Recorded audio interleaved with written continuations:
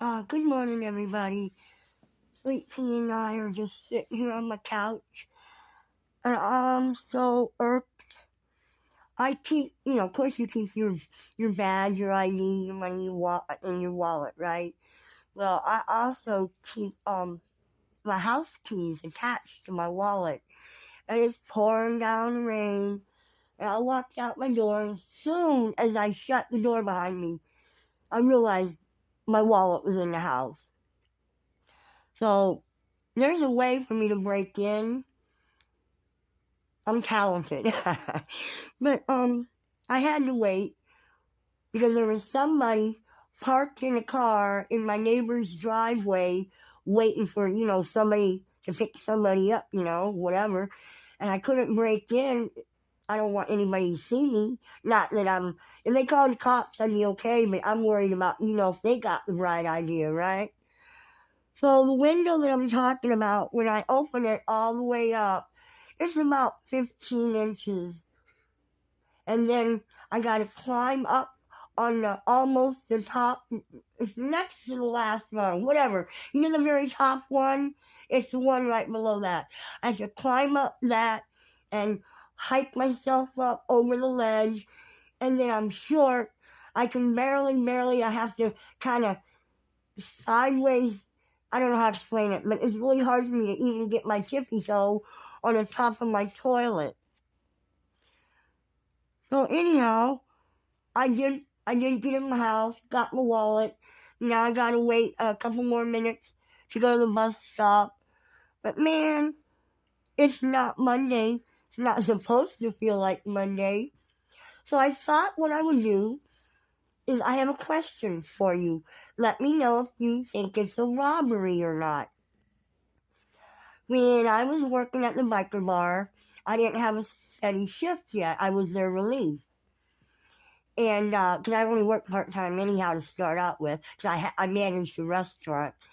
So anyhow, they sold T-shirts of the biker T-shirts with the biker bar's name on it, Clubhouse Tavern. They're like $15 to $20, depending on the shirt. So I don't do drugs, and you don't know how many times I've done double and triples as a bartender, and even a few other jobs. So anyhow, I was on my third shift straight. It was a graveyard, and it was empty right then. And one of the regulars come in. He lived close by in a trailer park, and so he has a couple of drinks, and he's got to get up and go to the bathroom. So I was just so tired. I put my head down for a minute, and I fell asleep. Well, what happened was the guy come out of the bathroom, and he saw me with my head down on the bar, and he went back to where the T-shirts were, and he took two. And then he went to the bathroom door and slammed it, and that got my head up off the bar. And so he's like, well, okay, have a good one. I'll see you later. I'm like, okay, whatever. Bye-bye. Have a good night. Well, the whole bar is wired and videoed and everything else. So Gary comes in at 9 o'clock to take the money and give me more liquor. And he sees in his office, he sees what transpired. And he comes out and he says, come here. And went to the office and he showed me. And I was shocked. And Gary says to me, he was serious as a heart attack. He said, you either get the shirts or you get the money for the shirts or I'm really, really going to fire you. So I'm like, okay. So I walk over to this trailer park. It was right across the street. I walk over to this trailer park and I go to this other trailer, this pirate guy I know, Saigon Bob. And I says, Bob, I need to borrow your gun. And I told him what happened. And he's like, no. He says, I'm not going to give you no gun. I got plenty of guns at home, but I didn't drive to work because I planned on going out for a few drinks after work. But anyhow, so I said, I got to do something with Gary. Gary's going to fire me, man. So he starts rummaging around. He gives me a freaking kickstand to a Harley. It's about 15 inches long. Same as my window, right? And I like, okay. you want to smoke a joint? I was like, you know I can't do that. You know? And he sits down on the couch and he puts his arm around me and he's like, here, he's smoking his, joint. I probably got contact high, but it still didn't make me happy, let me tell you what. And he said, I'll take care of this asshole. I know where he lives.